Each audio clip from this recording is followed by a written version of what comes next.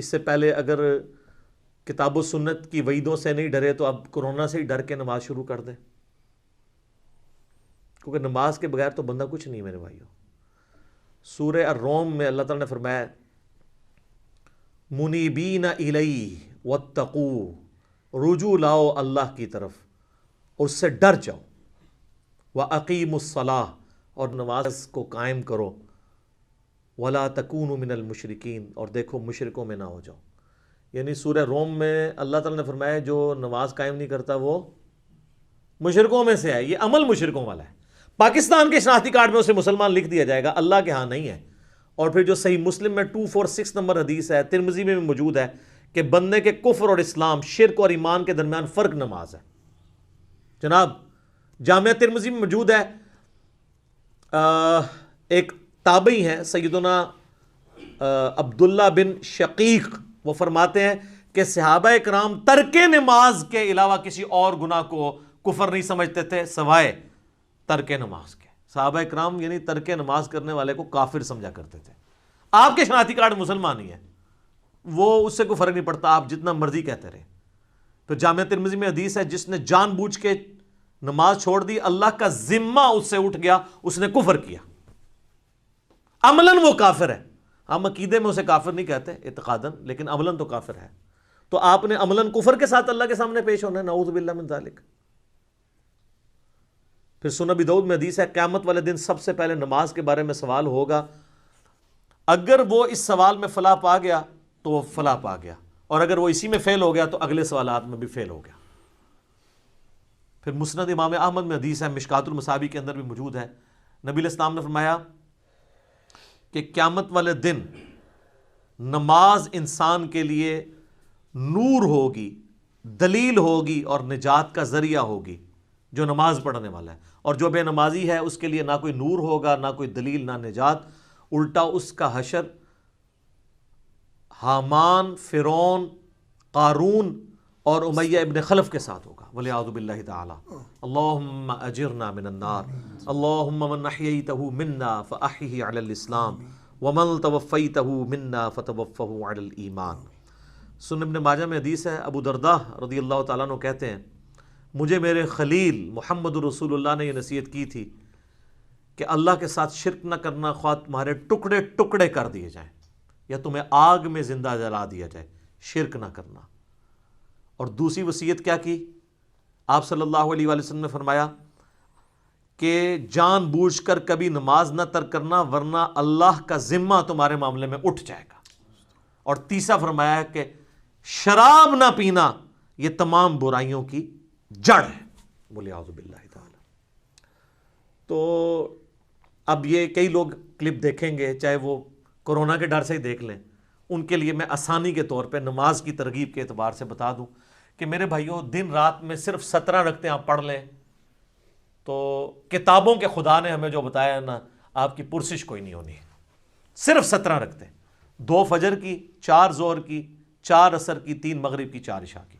باقی سب نفلی باتیں آپ انہیں سنت مؤکدہ کہہ دیں، آپ انہیں وطر کہہ دیں، آپ نوافل کہہ دیں۔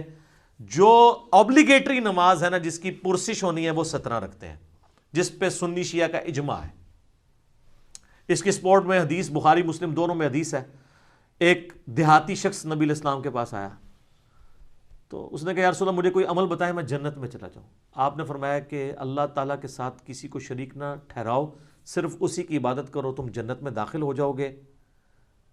5 وقت کی فرض نماز کو قائم رکھو، فرض زکوٰۃ ادا کرو اور فرض روزے رکھو۔ حج اس وقت تک فرض نہیں ہوا تھا۔ یہ 4 باتیں آپ نے ارشاد فرمائی۔ شرک نہیں کرنا، شرک پہلی چیز ہے بھائی جی جس تو بچنا ہے۔ اس کے بعد نماز، فرض زکوٰۃ اور فرض روزے۔ تو اس نے کہا یا رسول اللہ صلی اللہ علیہ وسلم نہ میں اس میں کوئی زیادہ کروں گا نہ اس میں کوئی کمی کروں گا، یعنی میں نے سے زیادہ بھی نہیں پڑھنی کم بھی نہیں پڑھوں گا۔ اور یہ بات کہتا ہوا وہاں سے نکل گیا۔ نبی علیہ السلام فرمایا کسی نے جنتی کو دیکھنا ہے اس شخص کو دیکھ لے۔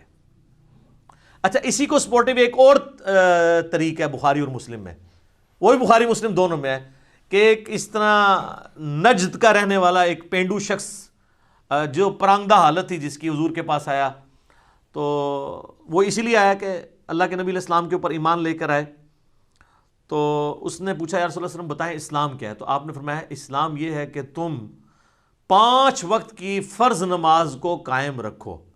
اس نے کہا یا رسول اللہ فرض کے علاوہ بھی ہے کچھ؟ فرمایا ہاں نفل ہیں، وہ تمہاری مرضی، اگر پڑھنا چاہو تو پڑھ لو، نہیں پڑھنا چاہتے نہ پڑھو۔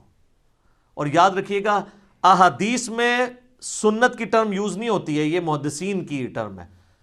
سنتیں جو ہم موقدہ پڑھتے ہیں ان کو بھی نفل کہا جاتا ہے، نفل ان کہا جاتا ہے اضافی نماز۔ انفال مال غنیمت اضافی مال، نفل کا مطلب اضافی چیز ہے۔ پھر نبی علیہ السلام نے فرمایا کہ فرض زکوٰۃ ادا کرو۔ اس نے کہا رسول اللہ فرض زکوٰۃ وہ جو 2.5% ہے، اس کے علاوہ فرمایا اس کے علاوہ نفلی صدقات وہ تمہاری مرضی کر لو، نہیں کرنا چاہتے نہ کرو۔ پھر آپ فرمایا فرض روزے رکھو رمضان کے۔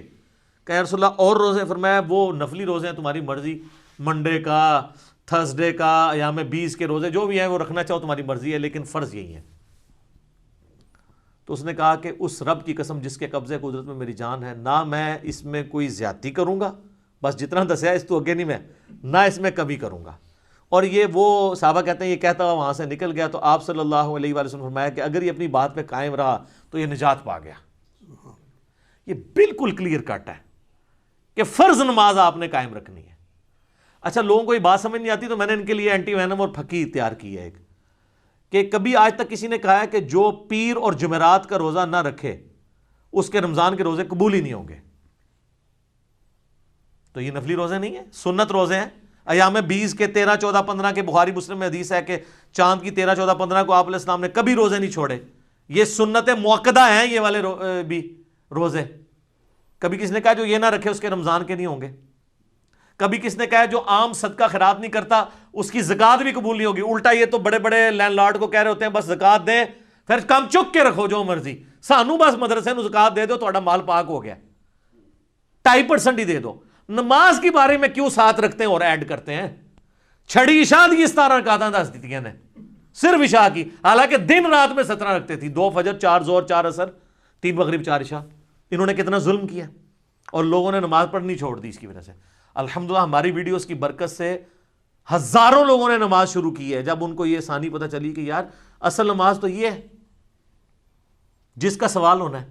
پھر دوسری سہولت ہم نے دے دی نماز جمع کرنے والی کہ بھئی مسلم شریف میں اوپر تلے 10 احادیث ہیں 1629 سے آن ورڈ کہ اللہ کے نبی علیہ السلام نے بغیر خوف کے، بغیر بارش کے، اور مدینہ شریف میں بغیر سفر کے ظہر اثر کی نماز جمع کی اور مغرب اور عشاء کی۔ تابعین نے پوچھا کیوں کیا؟ تو ابن عباس نے کہا تاکہ امت کے لیے آسانی ہو جائے اور کوئی تنگی باقی نہ رہے۔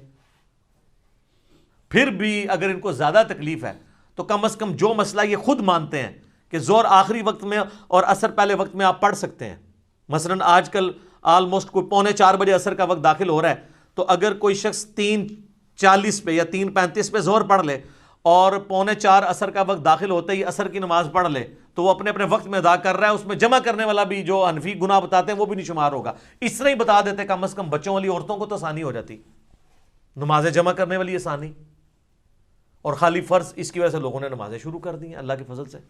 اور ڈیٹیلڈ میرے کلپ اس کے اوپر موجود ہیں، نمازوں کو جمع کرنا کیا حرام ہے، میں نے ساری احادیث HD کیمرے میں ڈسپلے کی ہیں کہ ہر طرح سے جمع کر سکتے ہیں، ظہر کے ساتھ عصر، عصر کے ساتھ ظہر، درمیان میں بھی کر سکتے ہیں، جمع تقدیم بھی، جمع تاخیر بھی، جمع سوری بھی، اس طرح مغرب کے ساتھ عشاء یا عشاء کے ساتھ مغرب یا درمیان میں بھی کر سکتے ہیں۔ آپ فجر کو الگ پڑھنا پڑے گا۔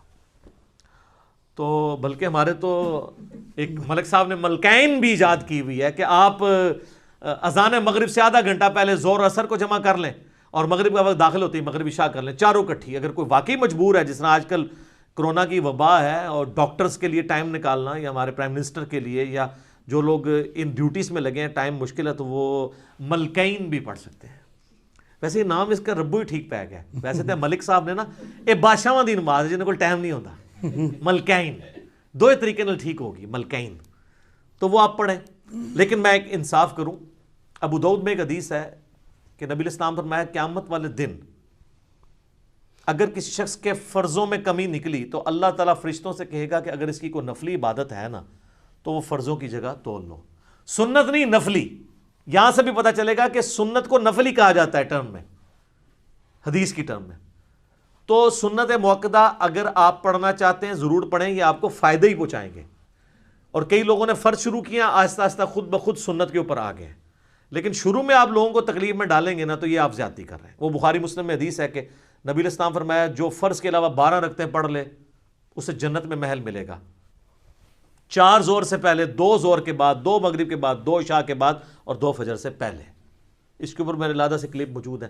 اور باقی وطر جو ہے وہ یعنی سنت موقدہ وہ بھی ہے. سنن کبریٰ البیہقی میں، المصنف ابن ابی شیبہ میں مولا علی کا قول ہے کہ وطر سنت ہے، سنت ہے، سنت ہے، مگر اسے مت چھوڑو، پڑھ لو. اور صحیح بخاری میں موجود ہے، قاسم بن محمد بن ابی بکر کہتے ہیں کہ میں نے صحابہ کرام کو 3 رکعت وطر پہ پایا ہے، البتہ ایک پڑھنے میں حرج نہیں ہے. جواز کی حد تک درست ہے، پسندیدہ نہیں ہے. ویسے تو نہ بھی پڑھے کوئی مسئلہ نہیں ہے، فرض نماز ہے. اور اگر کوئی بالکل سست ہے تو ایک ہی پڑھ لے. الموطا امام مالک میں فاتح ایران سعد ابن ابی وقاص کے بارے میں امام مالک نے نقل کیا ہے کہ وہ پوری زندگی عشاء کی 5 رکعتیں پڑھتے تھے، 4 فرض اور 1 وطر، پوری زندگی. تو ان کے اوپر تو کوئی فتویٰ نہیں لگا کہ سنت موقدہ چھوڑ دی ہے. اچھا اب ہم یہ حدیثیں نکالتے ہیں تو یہ کہتے ہیں یار یہ عوام کے سامنے تو نہیں گلاں کرنی چاہیے. سر عوام کے سامنے ہی تو کرنی چاہیے. خواص تو پہلے ہی اللہ کے فضل سے اتنی نمازیں پڑھ رہے ہیں، وہ تو پڑھتے رہیں گے. عوام الناس تو پڑھتی کوئی نہیں ہے، ان کو پڑھانے کے لیے باتیں کرنی پڑ رہی ہیں. یا تو کہ میرے کہنے سے لوگوں نے تہجد اشراق چاہت چھوڑ دی ہو، یا میں نے خود چھوڑ دی ہوئی ہو، پھر تو آپ کو بلیم کریں. اور اگر کوئی چھوڑ بھی دیتا ہے تو اس کے اوپر کوئی اس طرح کی گرفت تو نہیں ہے.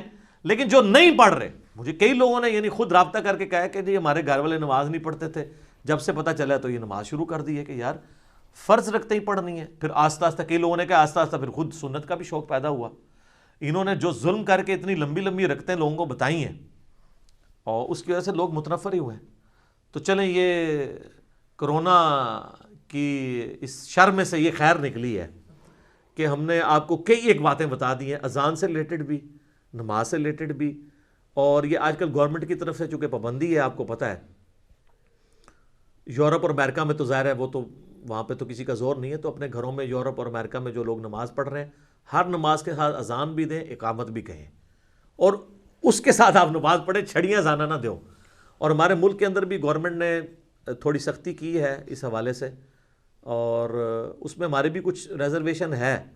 بہرحال جو بہت بیمار لوگ ہیں یا بوڑھے لوگ ہیں وہ تو ظاہر ہے کہ ونریبل ہیں بہت زیادہ، تو انہیں اپنے گھروں کو ہی کوارنٹین کر لینا چاہیے، وہیں پہ بیٹھ جائیں. اور باقی لوگ جو ہیں وہ جو گورنمنٹ اور علماء کرام نے آپ کو احتیاطیں بتائی ہیں ان کے ساتھ آپ معاملات کو لے کے چلیں.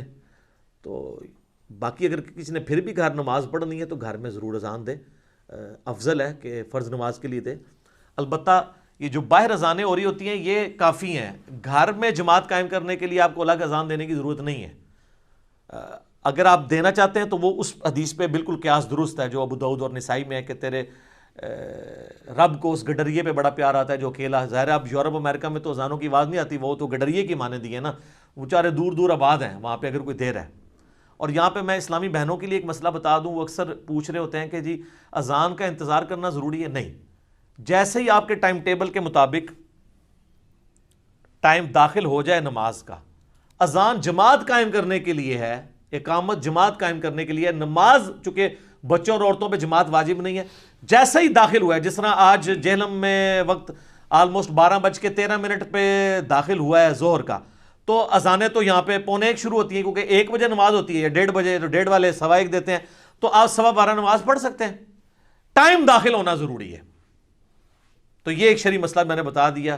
یقین کریں عورتوں کی جتنی مشکل اور ٹف لائف ہے نا ہمارے سب کانٹیننٹ کے اندر، اس میں ان کے لیے یہ بہت آسانی ہے، نمازوں کو جمع بھی کریں. اور جمع کرنے میں کتنی آسانی ہے کہ ظہر کا وقت 12:13 پہ شروع ہو رہا ہے اور مغرب جا کے 6:25 پہ ہو رہی ہے، تو ان 6 گھنٹوں کے اندر جس وقت بھی ان کو ٹائم ملے دونوں نمازیں جمع کر لیں. اور مغرب 6:25 پہ اگر مغرب شروع ہو رہی ہے اور فجر کا وقت جو ہے وہ صبح آلموسٹ کتنے بجے داخل ہو رہا ہے جی؟ 4 بجے کے قریب داخل ہو رہا ہے، 4 سے تھوڑی دیر بعد ہی داخل ہو رہا ہے، 4:35 کے. تو اس وقت تک آپ کسی بھی وقت رات کو نمازوں کو جمع کر سکتے ہیں. میرا یوٹیوب پہ ایک کلپ بھی ہے کہ عشاء کی نماز کو آپ کیا مؤخر کر کے پڑھ سکتے ہیں. افضل یہ کہ آدھی رات سے پہلے پڑھ لیں، لیکن آپ فجر کا وقت داخل ہونے سے پہلے کسی بھی وقت پڑھ سکتے ہیں.